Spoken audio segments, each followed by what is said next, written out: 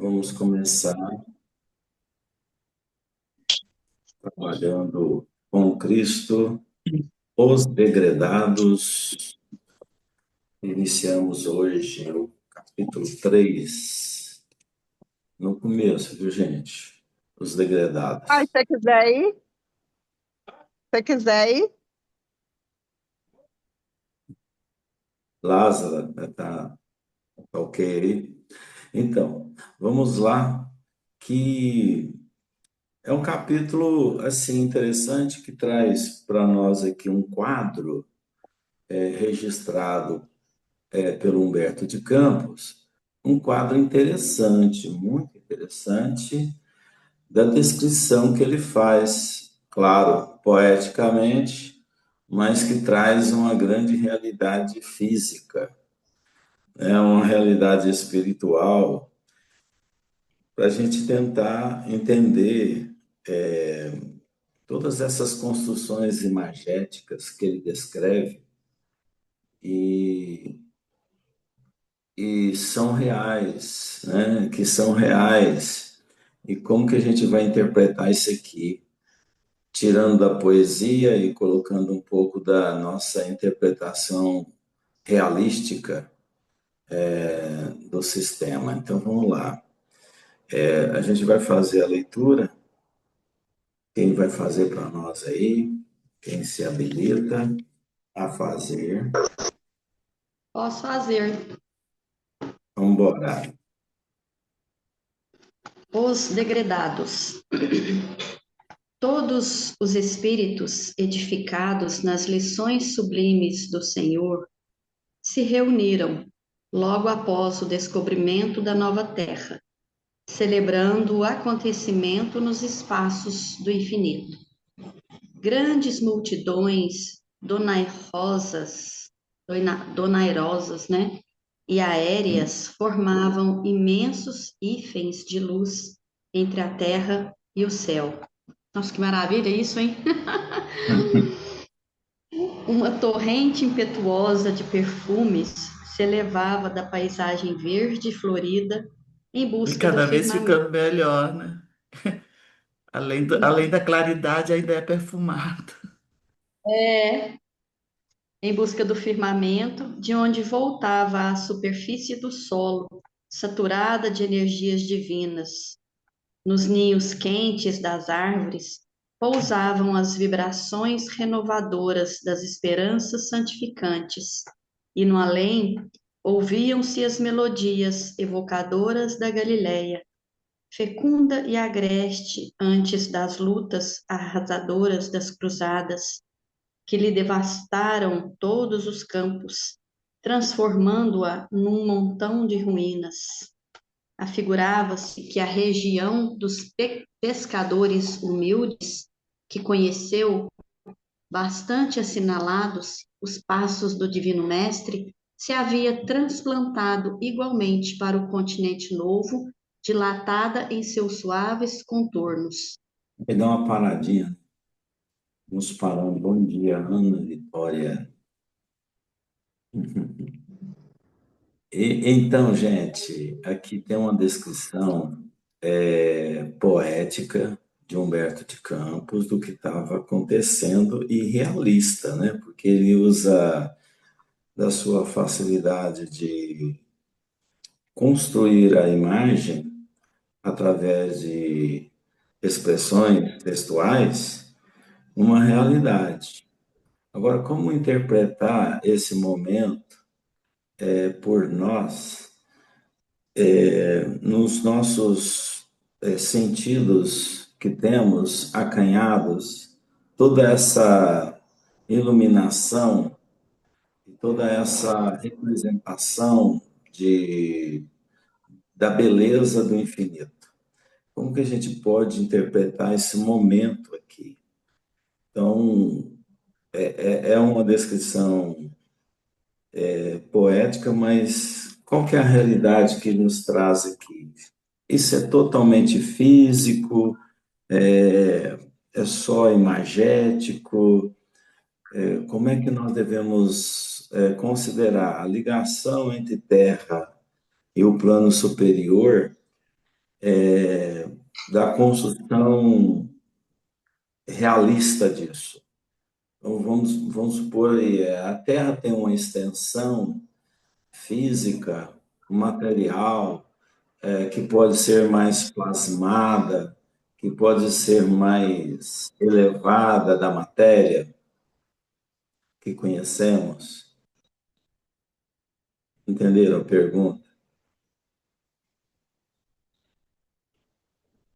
Há no entorno terreno matéria volátil que não está no nosso nível sensorial e que é um mundo realista e que só pode ser utilizado por aqueles que têm as suas condições de atuação na matéria, nessa matéria quintessenciada, há uma matéria volátil e quintessenciada em torno do planeta que possibilita esses momentos de atividades do espírito na espiritualidade superior. Eu acho que sim, Daniel.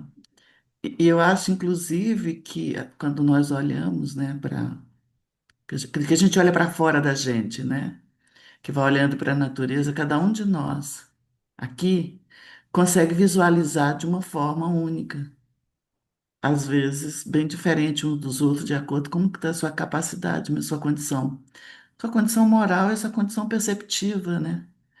Então, eu acho que sim.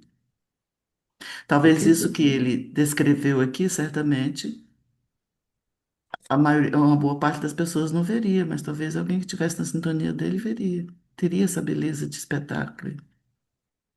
Porque isso aqui aconteceu no momento em que o Brasil estava sendo descoberto.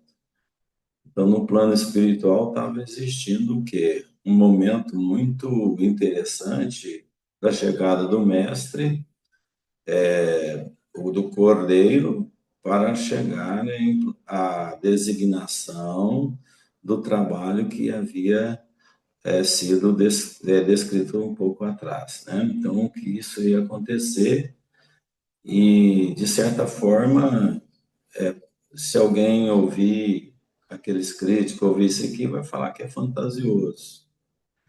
Como é que nós provamos que isso aqui não é fantasioso e realista? É realista. Porque ele poderia estar descrevendo um quadro poético, simplesmente, né? Mas ele estava descrevendo uma realidade, estava descrevendo algo que estava acontecendo.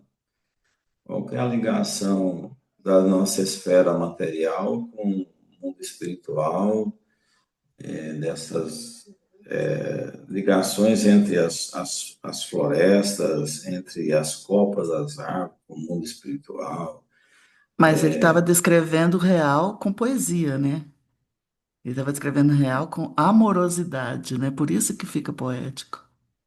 Sim, não, eu quero saber como é que pode ser real o que está descrevendo, e não só uma criação, por exemplo, textual, porque ele está falando exatamente do que estava acontecendo. Era nas esferas superiores, essa reunião de espíritos edificadores, né, e edificados, que em condições de poder trabalhar na edificação do país, do Brasil, como terra do coração do Brasil. Então, do mundo, né? Coração do mundo. Então, como é que a gente pode explicar materialmente ou fisicamente o que está acontecendo aqui? Como é que vocês imaginam? O Daniel, porque aqui ele está descrevendo a visão espiritual e do mundo espiritual que eles estavam enxergando. Então, o que eles enxergam é, digamos assim, A gente enxerga átomos, ou seja, a gente enxerga matéria. E o que eles enxergam é fluido cósmico, ainda não no formato de matéria que consegue sensibilizar os nossos sentidos. Então, o que acontece? Eles, é, como são espíritos aí bem mais elevados do que nós, eles enxergam a psicosfera dessa área. Então, você imagina a psicosfera original lá da Palestina, ali daquela região, uma psicosfera carregada, onde ainda estava muito impregnados os miasmas das cruzadas. Você quer ver? Isso aqui foi em 1500. Então, em 1500, o ambiente daquela região e aqui da Europa não, ali da Europa, era um ambiente espiritual muito carregado, muito pesado. Então, você imagina, você pegar uma região pesada com um ambiente espiritual pesado e comparar com uma região totalmente límpida ainda dessas imagens pesadas. Quem que tinha aqui? A natureza, índios, ou seja, eram pessoas, eram espíritos ainda muito, digamos assim, em relação aos os europeus e os palestinos, espíritos muito ingênuos, simples e ignorantes ainda. Então, você imagina o ambiente espiritual desse local aqui e comparado com o de lá. Eu acho que é por isso que ele faz essa questão de destacar esse acontecimento. Porque, apesar de que você tem um ambiente, a psicosfera do planeta, no todo, ela acaba sendo muito, digamos assim, se você olhar de cima, no todo acaba sendo uma psicosfera, mas quando você desce no detalhe igual aqui, você tem uma psicosfera de cada país, de cada estado, de cada município. Então, imagine que a diferença que eles observaram aqui é muito grande em relação o, a- o local de onde estava sendo transplantado o evangelho. Eu acho que a intenção dele era descrever destacar essa particularidade que estava acontecendo aqui no território. Sim, eu estava fazendo uma descrição de um ambiente novo, né? Que tínhamos ali, não com as vibrações anteriores, dos pensamentos psíquicos das pessoas. Então, claro que é um lugar de menos influência ainda. Agora, o que eu estou querendo ver é sobre essa materialidade. Você falou do fluido cósmico, tudo bem.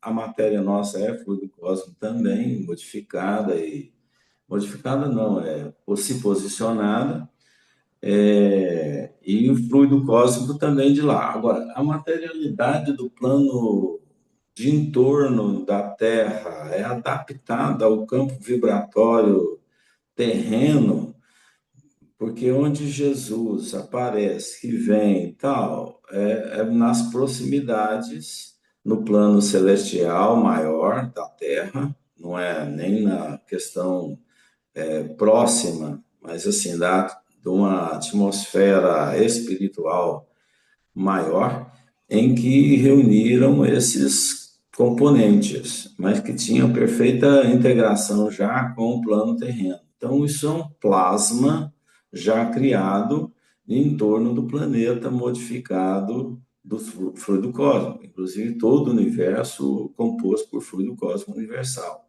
Mas essa composição mais próxima da Terra, ela já estava como um caráter, uma característica própria do mundo terreno. Então, isso é plasmável por aqueles que vêm em tarefas e que são realidades.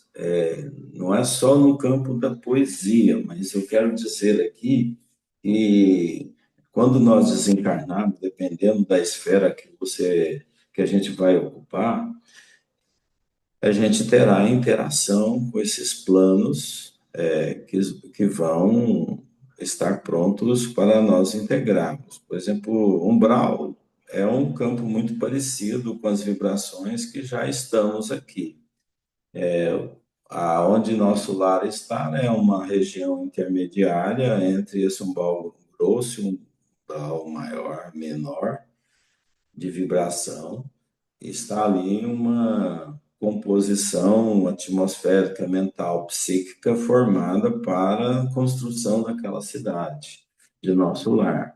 Então, isso tudo são plasmas, né, da matéria muito próprio do planeta Terra, que tem toda a participação psíquica do orbe. Então, a gente imaginar a matéria além do que tem o planeta Terra, nessa atmosfera que a gente tem, ela é muito quintessenciada e ainda é matéria, né? O fluido cósmico é matéria, é o princípio da matéria. Então, quer dizer, a matéria, eu quero dizer que a matéria em si é um elemento puro, que pode ser adequado ao campo vibratório. Então, nós estamos aqui num campo vibratório com matérias puras. O problema é a nossa energia psíquica que faz esse ambiente ter limites. Por exemplo, você ter que ter um corpo da própria natureza construído sensorialmente para você perceber esse campo vibratório da matéria, então, que é o corpo da reencarnação que a gente tem. Agora, eles estando livres dessa reencarnação, eles conseguem plasmar matérias em essências muito sublimes.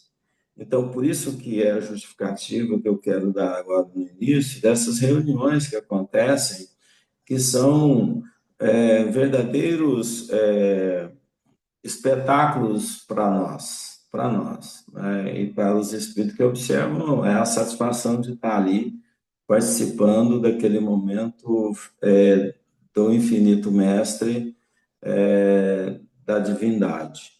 Então, é esse momento que eu gostaria de destacar, né? Que há uma materialidade, porém, bem diferente do que nós conhecemos como matéria. Alguém quer falar aí, por favor? Vamos continuar a leitura, então?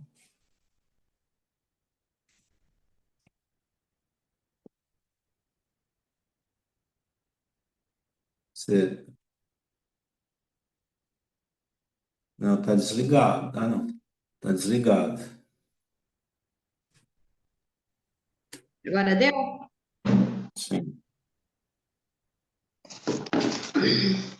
Uma alegria paradisíaca reinava em todas as almas que comemoravam o advento da pátria do Evangelho, quando se fez presente na Assembleia Augusta a figura misericordiosa do Cordeiro.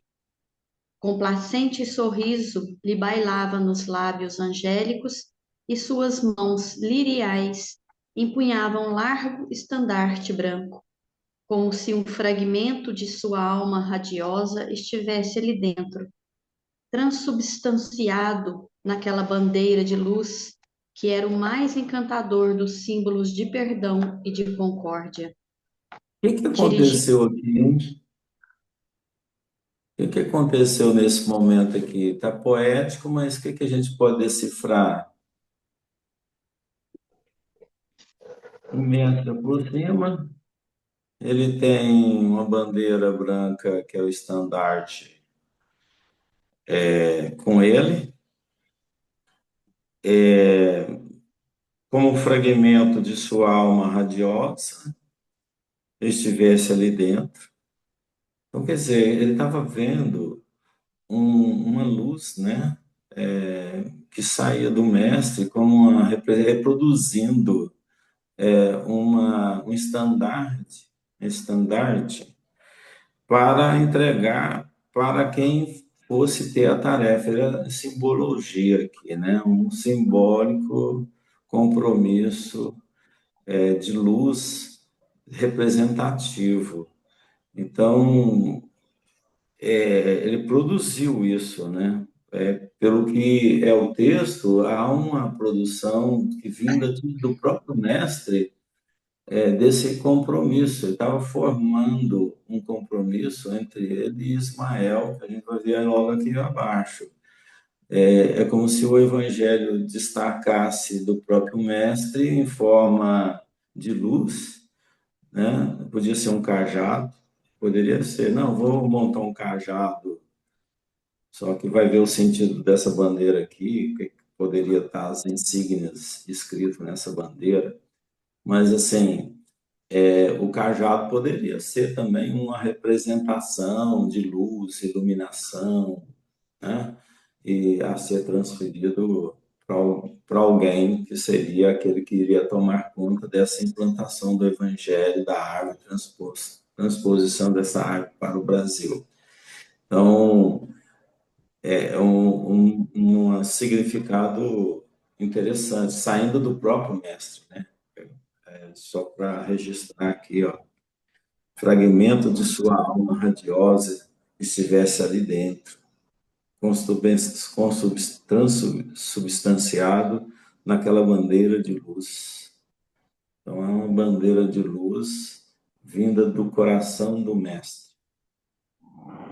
Então, ele não é um corpo só, né? Ele representa muito mais do que um corpo. A gente poderia imaginar a figura do Cristo na sua forma que nós tentamos sempre resgatar, mas só que o mestre é como um farol, é como uma luz, e que essa luz pode produzir inúmeras representações para que a pessoa, o espírito que esteja na função, ele interprete melhor a tal altura do mestre para dar uma Eu, missão para aquilo que iria fazer. eu pensando aqui, né? Imagina como que será que tem sido nas outras nações, né? Porque o mestre, ele é ele que governa o planeta, né? Então, cada nação que teve a sua, né, que teve a mão do homem, né, que descobriu e tudo, imagina assim o mestre iluminando, né, todas as nações para que o planeta se harmonize. É bem Eu lembrado, se- porque não é só no Brasil que o mestre agiu, né? com certeza não, com É certeza que não. foi em todas as nações, porém com objetivo diferente, Sim, com né? certeza. Até para tirar uma bandeira, uma árvore, né, da Palestina trazer para o Brasil, ele tem que estruturar o local para que pudesse continuar em desenvolvimento o lugar, né? Ô, Daniel, Então, uma outra coisa que é interessante é que o Brasil é um agregador de povo, né? Aqui o Brasil é um agregador de povo, ele abriu os braços para várias nações, para vários povos diferentes, o que não é o comum em outras nações, né? o coração, né? O É o coração pulsa coração, em todas as exatamente, é a nações. questão mesmo de abriu o coração e abraçou. E não escolheu quem abraçou, né? Ele abraçou quem veio. E nem sempre vinha com boa A intenção, né? Constituição do Brasil é isso, né? A gente tem várias culturas, justamente por isso, né? Então vamos lá, mérito daqueles que abriram isso, né? Também, claro que Jesus queria que isso acontecesse, né? Mais alguém? Então vamos em frente. Dirigindo-se a um dos seus elevados mensageiros na face do orbe terrestre, em meio do divino silêncio da multidão espiritual, sua voz ressoou com doçura. Ismael, manda o meu coração que doravante sejas o zelador dos patrimônios imortais que constituem a terra do cruzeiro. Recebe-a nos teus braços de trabalhador devotado da minha seara, como a recebi no coração, obedecendo às sagradas inspirações do nosso Pai. Reúne as incansáveis falanges do infinito que cooperam nos ideais sacrossantos de minha doutrina e inicia desde já a construção da pátria do meu ensinamento. Para aí transplantei a árvore da minha misericórdia e espero que a cultives com a tua abnegação e com o teu sublimado heroísmo. Ela será a doce paisagem dilatada do Tiberíades, que os homens aniquilaram na sua voracidade de carnificina. Guarda este símbolo da paz e inscreve na sua imaculada pureza o lema da tua coragem e do teu propósito de bem servir à causa de Deus. E, sobretudo, lembra-te sempre de que estarei contigo no cumprimento dos teus deveres, com os quais abrirás para a humanidade dos séculos futuros um caminho novo, mediante a sagrada revivescência do cristianismo. Pode ler mais um pouquinho. Ismael recebe o lábaro bendito das mãos compassivas do Senhor, banhado em lágrimas de reconhecimento, e, como se entrar em ação o impulso secreto da sua vontade, eis que a nívea bandeira tem agora uma insígnia. Na sua branca substância, uma tinta celeste inscrevera o lema imortal: Deus, Cristo e caridade. Todas as almas ali reunidas entoam um hosana melodioso e intraduzível à sabedoria do Senhor do Universo. São vibrações gloriosas da espiritualidade que se elevam pelos espaços ilimitados, louvando o artista inimitável e o matemático supremo de todos os sóis e de todos os mundos. Continua? Mais um. O emissário de Jesus desce então à terra, onde estabelecerá a sua oficina. Os exércitos dos seres redimidos e luminosos lhe seguem a esplêndida trajetória e, como se o chão do Brasil fosse a superfície de um novo hélicon da imortalidade, a natureza, macia e cariciosa, toda se enfeita de luzes e sombras, de sinfonias e de ramagens odoríferas, preparando-se para um banquete de deuses. Aí, para. Gente, primeiro, olha só, Jesus chega e já chama Ismael para dar o recado. E que recado, hein? Que recado. Colocou nas mãos dele uma função, né? Uma função dessa implantação do Evangelho, da árvore do Evangelho que viria da Palestina, né? Os mesmos objetivos da Palestina. Ou seja, aqueles agentes que estavam lá na Palestina, trabalhando por essa bandeira, viriam para o Brasil, né? Fazer esse trabalho em terras novas. Não tinham árvores tirando de lá e trazendo para cá, mas assim, trazendo psiquicamente esse compromisso com as terras do Brasil, brasileira. Ó, ali não deu, a gente vai ter que colocar aqui agora, que tem menos influências, como o Amaro colocou, das energias psíquicas.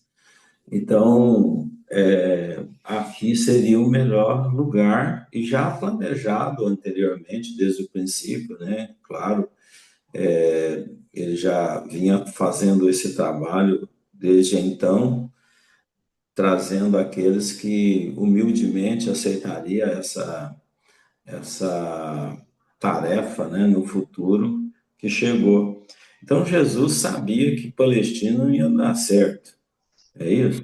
Ou será que poderia ter dado certo e não ter que usar a terra brasileira? Poderia ser um novo plano para o Brasil, Palestina ser o coração do mundo,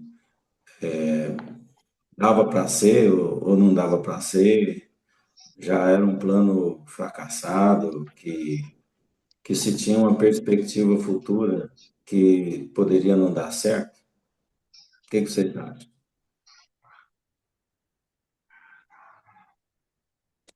O plano era para dar certo e não deu, ou, ou já era programado para não dar certo?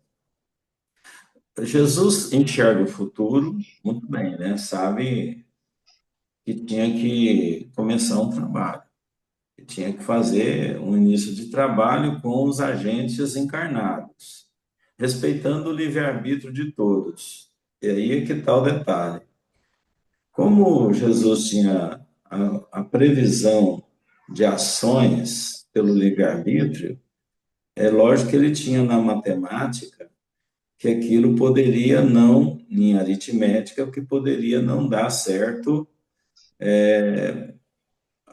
o evangelho seguir como ele desejava, né? Então, e que teria um momento em que poderia ter que tirar essa árvore, ou seja, esse início, e transplantar para outro lugar onde não tivesse influência, que ele tivesse adulto.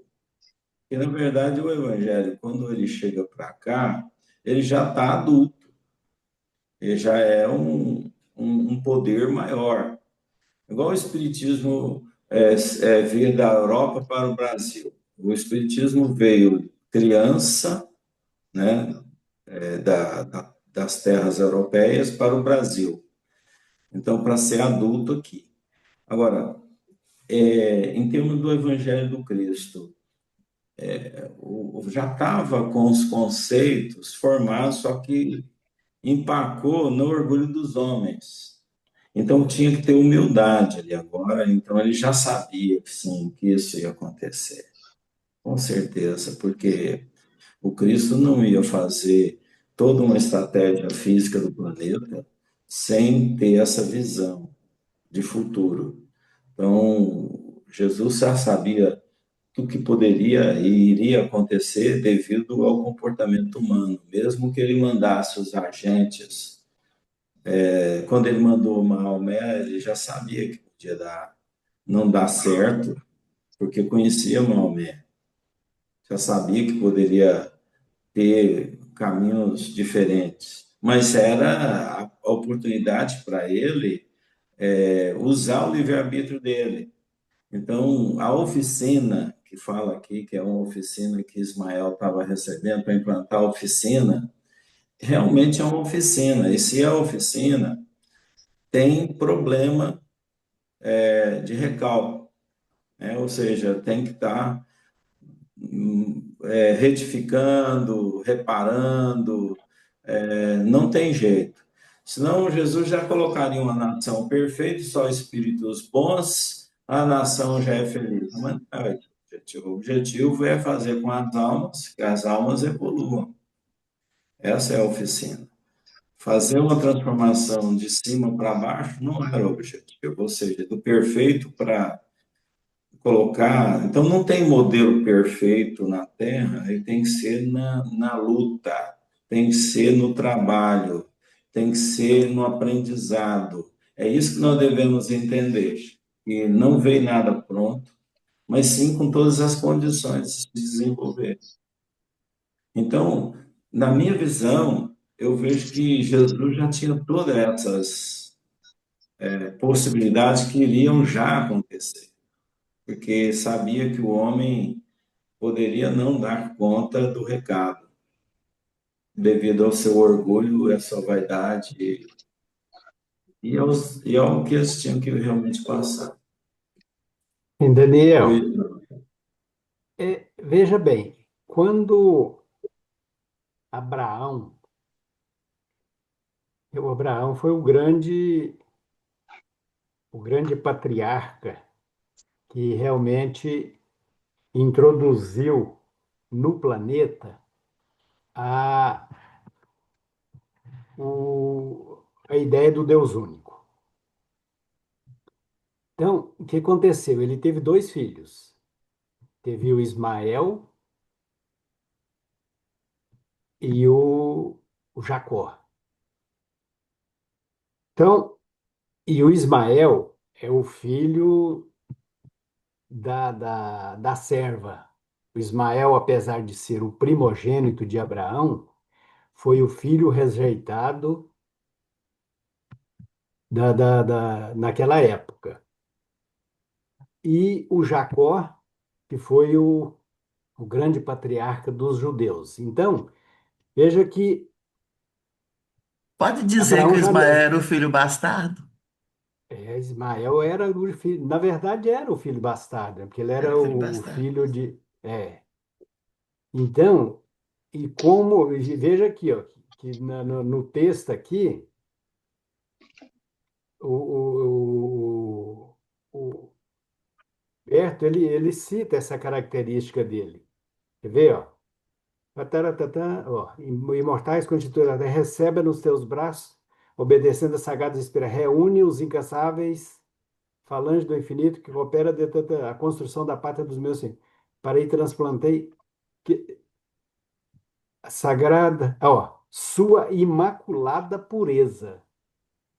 Ele cita aqui, ó, guarde este símbolo da paz e inscreve na sua imaculada pureza o lema da tua coragem e do teu propósito de bem servir. Ou seja, era uma característica muito própria do Ismael, que com certeza era diferente do Jacó.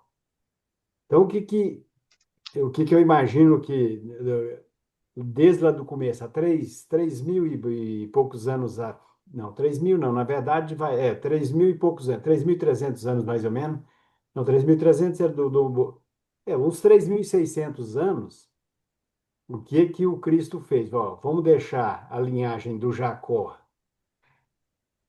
levar essa mensagem até onde eles conseguirem, e usando sempre dos recursos disponíveis, dos recursos disponibilizados do planeta. Ou seja, tinha espíritos nativos e tinha também espíritos que vieram de outros orbes. Então, o Jacó ficou com essa incumbência. Aí, com as crises que ocorreram aí entre os cristãos e os, os,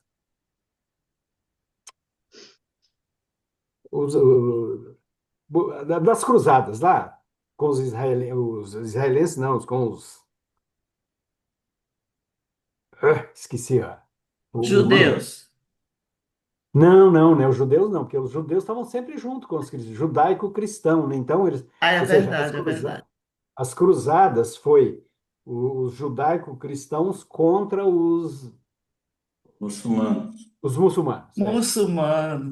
Então, aí o que aconteceu? Como nessa época das cruzadas aí, essas encrencas todas, o Cristo deve ter chegado à conclusão, falou, não dá mais para ficar, para que a linhagem do Jacó continue carregando essa bandeira. Então, o que ele fez? Ele passou a bandeira branca, digamos assim, para o ombro esquerdo, ou seja, vamos colocar o filho bastardo para conduzir o evangelho a partir de agora.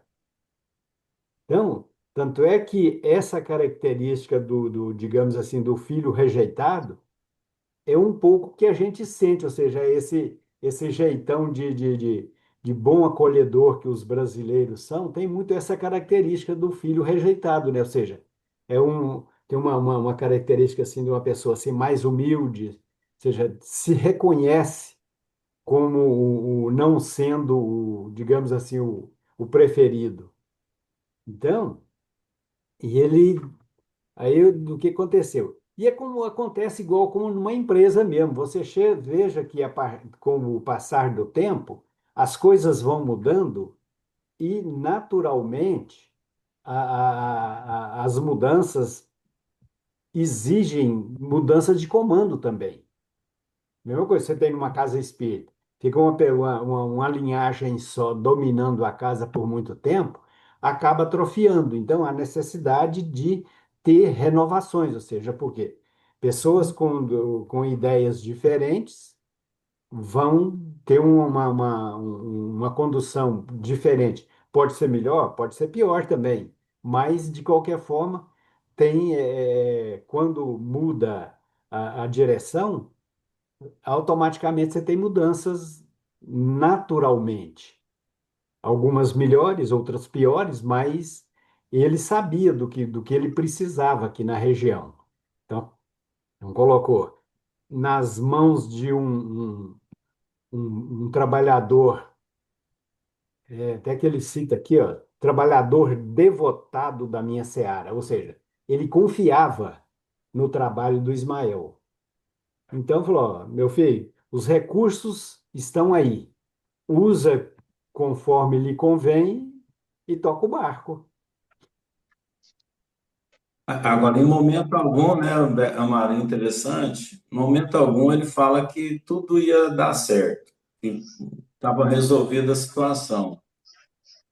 Por Ué, quê?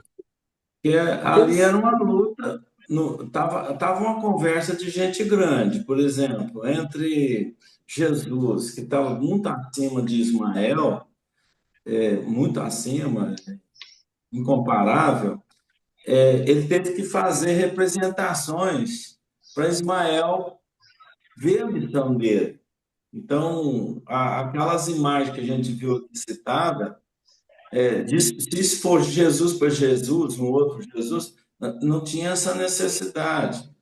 Mas aqui a gente está falando em planos de missão, de missões, de espírito mais próximo do trabalho que iria acontecer, né? Então, um trabalho desse era entregue a um espírito que tinha que demonstrar também as suas habilidades.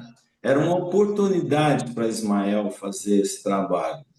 Agora falar assim, não, Ismael já está com Jesus, então não tem nenhuma dificuldade. Claro que vai ter as ações e as estratégias que seriam empregadas dali para frente. Então, não Hein, é. Daniel, eu vejo aqui que ele conhecia o Ismael, destacou aqui, inclusive no texto, as características do Ismael, e assim, a grosso modo, ele falou para ele, falou, "Ó, meu filho, te conheço, sei das suas capacidades, vai e faz o que você dá conta de fazer. É Porque em isso aí. momento algum ele exigiu, falou, não, você tem que fazer assim. Falou, não, os recursos estão disponíveis, você os conhece. Usa desses recursos para realizar o seu trabalho. É Ou como você seja, se torna uma empresa. ué. Ó, tem essa missão aí, ó, vamos ver o que que você faz. A missão espera. Até Deus com Jesus, por exemplo, espera sempre o trabalho bem feito por ele, né? Então, nós estamos num grau menor, onde também foi designado cada um de nós tarefas. Vai lá, faz o que você dá conta, que você realmente pode fazer por melhor. Fala, Flávio. Não, está sendo bom, bem legal as informações aí que vocês estão trazendo. O Amaro trouxe algumas, você também. Eu fiquei pensando aqui. E é isso, a gente está nesse processo de evolução, igual você falou, né? A Terra também nesse processo de evolução. E aí a gente pensar quando Jesus, né, nasceu lá na Palestina, porque lá era a civilização, lá onde estava comendo. Tem o plano todo dele, ver a visão de futuro e tal, mas é um processo de evolução da Terra e da gente como espírito. Então, aqui é esse lugar mesmo, né, de evolução. E aí, eu vejo que eu não acho bem que Jesus tirou a bandeira da mão do ombro de Jacó para colocar na de Ismael, Amaro. Eu penso mais assim, cada um tem o seu lugar dentro dessa empresa, dentro desse empreendimento aí divino, né? Então, assim, em cada momento tem que focar num lugar diferente. Então, assim, o Brasil é o coração do mundo, mas tem a América do Norte lá que tem essas funções, tem o Oriente que continua, né? Não deu certo, entre aspas, alguns planos, está tudo dentro de um contexto global, de um contexto terrestre, né? Nem global. Então, E é, Flávio, mas veja bem, você não acha que é muita coincidência o Jesus voltar lá no Abraão? a origem, a Tem gente vai. tantos outros. Não, mas ele tem tantos espíritos que ele poderia ter usado para fazer esse trabalho. Que quando eu falo assim de que ele mesmo cita aqui o termo transplante do meu evangelho. Ou seja, quem começou a plantar o evangelho, as verdades do evangelho de Jesus, foi o Abraão. O Abraão teve dois filhos. Então, até aqui veio quem estava comandando as ações era o Jacó. Seja, aí a partir daí ele transplantou. Ele podia ter botado lá nas costas do João Batista, do João Evangelista, ou seja, de uma outra pessoa. Mas o que eu digo assim, é que é muita coincidência. O Abraão tem dois filhos.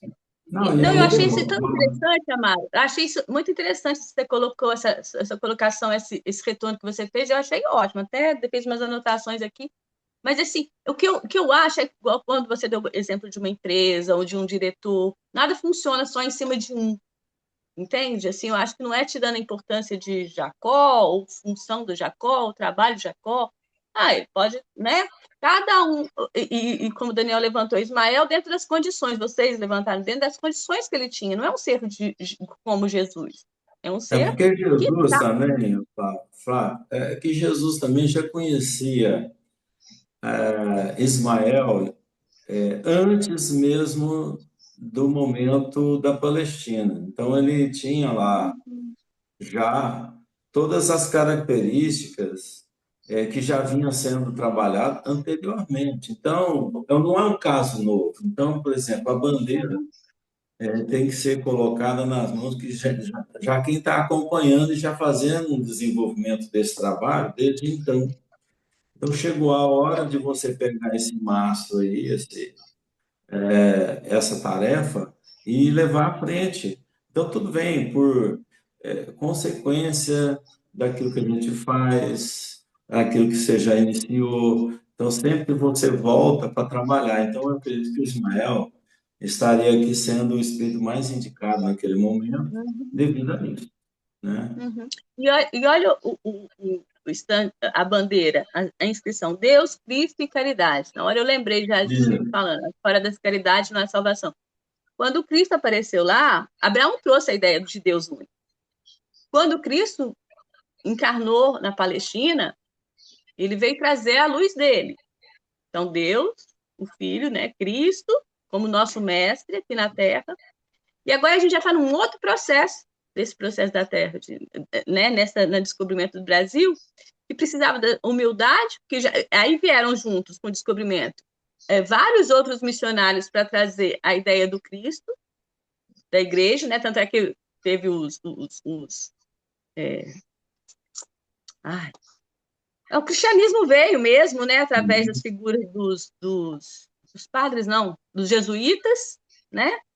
E, e, e, e para quê agora? A mensagem do Cristo já nasceu lá na Palestina. E agora vinha para trazer a questão da caridade, do amor uns pelos outros aqui, assim, né? Então, por isso é, que um povo que veio para cá é um povo mais humilde, né? Assim, os indígenas que já estavam aqui, os africanos, um povo que tinha essa ligação muito grande com a natureza, e nós somos também parte dessa natureza, nós somos também uma criação de Deus, então isso é a base da caridade. Respeito uns pelos outros, pelo lugar, pelo. Então, era o campo apropriado para essa nova mensagem, para esse coração de amor, de troca, de respeito, né? O que é a base da caridade? É o amor. Então, você não bom, acha simbólico? funcionou. Você não acha simbólico você coloca um filho Sim, bastardo muito, muito. para Simbólico também. Não para discordo de cuidar você, dessa não, Amara. humanidade? Sim, não discordo, não. Eu só fui pensando assim, sabe, assim, não desmerecendo o Jacó. É isso que eu falo. Não acho que não tirou a bandeira de um para outro, sabe? Assim, só cada um no seu lugar e no seu momento. É muito simbólico, muito É. legal, né? É interessante aqui, a gente viu aí essa festa no mundo espiritual, dessa transferência de responsabilidade, ao mesmo tempo, a gente vai ver aqui agora, só uma leitura rápida, que vai dar tempo, o que estava acontecendo no momento em que Cabral estava deixando, isso estava acontecendo exatamente em que Cabral deixava as águas do Brasil para voltar. Então, vamos ver aqui nesse texto, na sequência, até o final, Inês, o que nós temos a observar para Até fechar o o final do capítulo. texto. Os caminhos agrestes tornam-se sendas de maravilhosa beleza, rasgadas pelas coortes do invisível. Nessa hora, a frota de Cabral foge das águas verdes e fartas da Baía de Porto Seguro. Entretanto, nas fitas extensas da praia choram desesperadamente os dois degredados dos 20 párias sociais que o rei Dom Manuel I destinara ao exílio. Os homens do mar se distanciam daqueles sítios, levando amostras da sua extraordinária riqueza. Em toda a paisagem há um largo ponto de interrogação, enquanto os dois infelizes se lastimam sem consolo e sem esperança. Os silvícolas amáveis e fraternos lhes abrem os braços. É dos seus corações pudes e simples que desabrocham para a amargura deles as flores amigas de um brando conforto. Mas Afonso Ribeiro, um dos condenados ao penoso desterro, avança numa piroga desprotegida e desmantelada, sem que os olhos da história lhe anotassem o gesto de profunda desesperação a caminho do mar alto. Ao longe, percebem-se ainda os derradeiros mastros das caravelas itinerantes. O infeliz degredado anseia por morrer. Os últimos gemidos abafados lhe saem da garganta exausta. Seus olhos, inchados de pranto, contemplam as duas imensidades, a do oceano e a do céu, e esperando na morte o socorro bondoso, exclama do íntimo do coração: Jesus, tende piedade da minha infinita amargura. Enviai a morte ao meu espírito desterrado. Sou inocente, Senhor, e padeço a tirania da injustiça dos homens. Mas se a traição e a covardia me arrebataram da pátria, afastando dos meus olhos as paisagens queridas e os afetos mais santos do coração, essas mesmas calúnias não me separaram da vossa misericórdia. Nesse instante, porém, o pobre exilado sente que uma alvorada de luz estranha lhe nasce no âmago da alma atribulada. Uma esperança nova se apossa de todas as suas fibras emotivas e, como por delicado milagre, a sua jangada rústica regressa celeremente à praia distante. Em vão, as ondas sinistras e poderosas tentam arrebatá-lo para o oceano largo. Uma força misteriosa o conduz à terra firme, onde o seu coração encontrará uma família nova. Ismael havia realizado seu primeiro feito nas terras de Veracruz, trazendo um náufrago e inocente para a base da sociedade fraterna do porvir. Ele obedecia às sagradas determinações do Divino Mestre. Primeiramente, surgiram os índios, que eram simples de coração. Em segundo lugar, chegavam os sedentos da justiça divina. E mais tarde viriam os escravos, como a expressão dos humildes e dos aflitos, para a formação da alma coletiva de um povo bem-aventurado por sua mansidão e fraternidade. Naqueles dias longínquos de 1500, já se ouviam no Brasil os ecos acariciadores do Sermão da Montanha. Gente, que desespero desses degradados, né?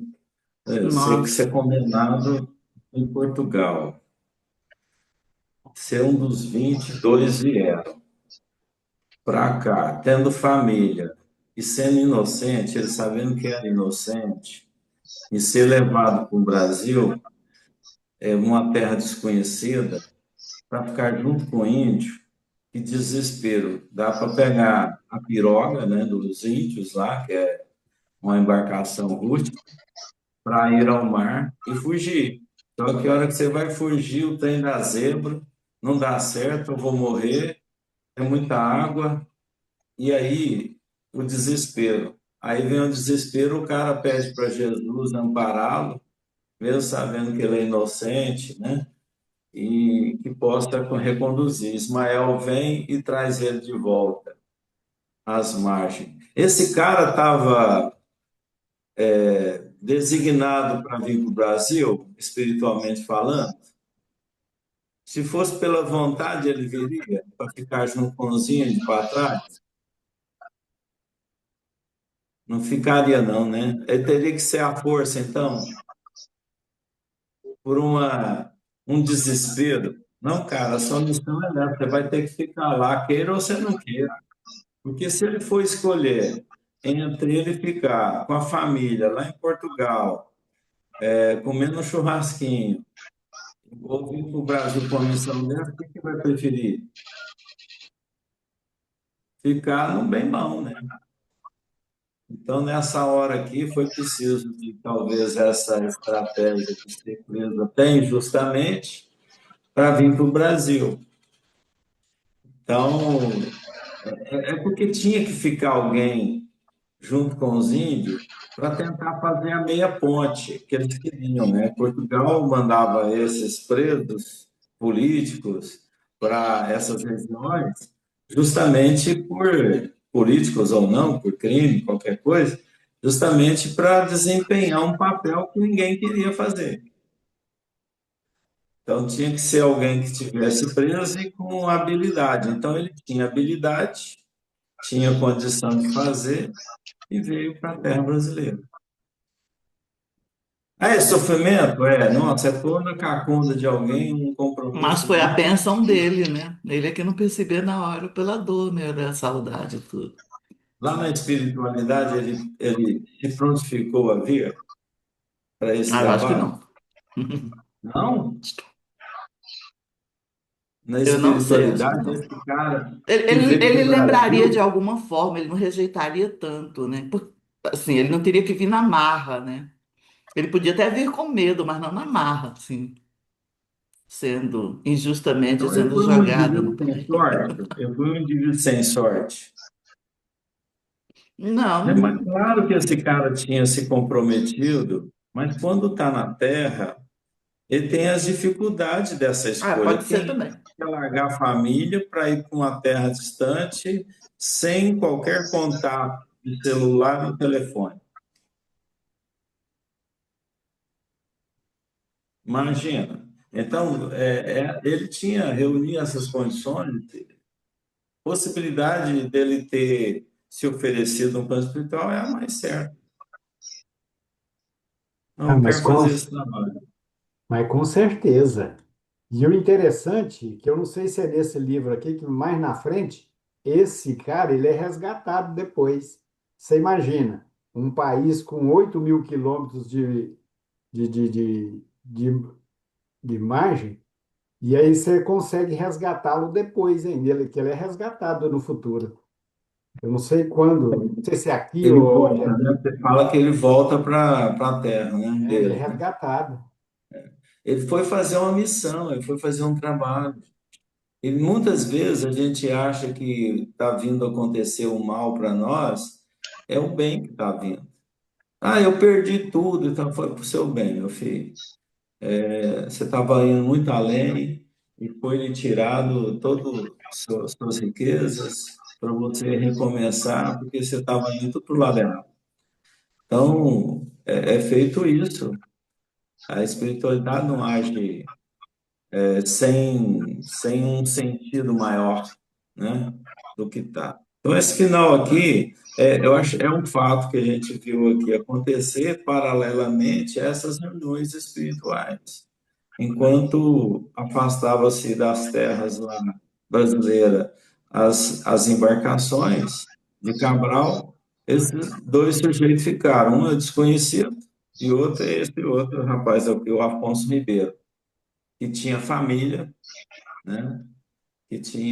Foi preso injustamente, e qualquer semelhança sempre nas atualidades, isso vai acontecer, né? Sempre vai ter. A gente pode amanhã ser preso injustamente. Você está numa situação e você não vê, você é preso por falta de prova. Alguém coloca alguma coisa na sua bolsa, você está no aeroporto, aí você é denunciado, você é preso.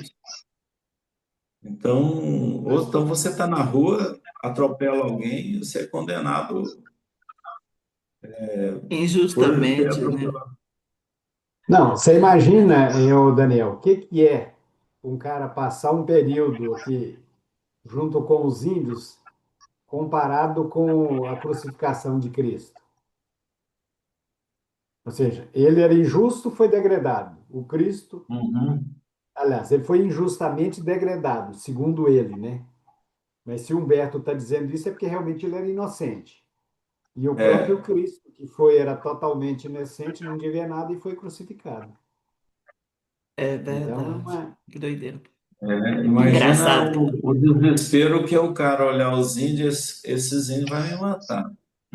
Sozinho, Sozinho, né? com É esforço nenhum. engraçado O cara quer, ó, rapaz. quando você falou de ser condenado injustamente, o meu marido, né, falecido, o maior medo da vida dele era isso. Ele tinha um trauma tão grande. E o cara era professor universitário, vivia pacificamente. Mas eu acho que ele devia ter alguma coisa reencarnatória, porque ele tinha um medo tão grande de ser pego e ser condenado injustamente por um crime. Ele sonhava com isso. E sabe por que que me lembrou? Exatamente na data de hoje, 26/4, faz 40 anos que eu casei com esse homem. Em mil Nossa. novecentos e oitenta e seis. Agora que vocês falaram, eu lembrei dele e olhei a data aqui. Falei, gente, 26/4, como ele já faleceu, né? Então a gente não fica lembrando ele. Mas ele tinha muito medo dessa questão de ser condenado injustamente. Eu tenho certeza que ele já viveu isso, porque o medo era muito intenso nele. E ele nunca passou por isso enquanto estava encarnado, então eu falo que é de coisas de vidas passadas. Então, vir para a Terra é uma missão, é um trabalho árduo, difícil, né? Então, você pode estar sujeito a qualquer coisa, a doença, a assaltos e morte. É um plano que a gente está de evolução. Nesse final do capítulo aqui, então, fala que a gente ia ter soma dos indígenas, daqueles que vierem de Portugal e os negros, né? Ele está anunciando já a chegada a essa nação. A gente continua, então, depois, os missionários no 4, né? Vem coisa boa por aí, coisa boa para a gente entender a nossa situação brasileira. Pastelzinho Mas, vai bem. bom pastelzinho, bom café. Mas essa Aqueles Bora última pra frase feira do comer caladinhos, texto é muito pastel. na interessante também. próxima semana, que os Já, caladinhos já. possam Bom pastel falar. para vocês. Fique com Eu tô Deus. meio ocupada aqui, gente. Olha o que que eu tô fazendo. O que é isso? Ó, Feijoada. feijoada. Feijoada. Não, a Mara adora Eita, aquele que lado, né, delícia. Mara? Tá Mas foi embora prontinha. já. Bora Bom lá Eita, comer demais. feijoada. É, Todo mundo eita. indo para Bora casa lá. da Nina. Tchau, gente. Todo Bom mundo aqui em domingo, boa casa. semana. bom Tchau, domingo, gente. Abraço, gente. gente. Tchau. Felicidade.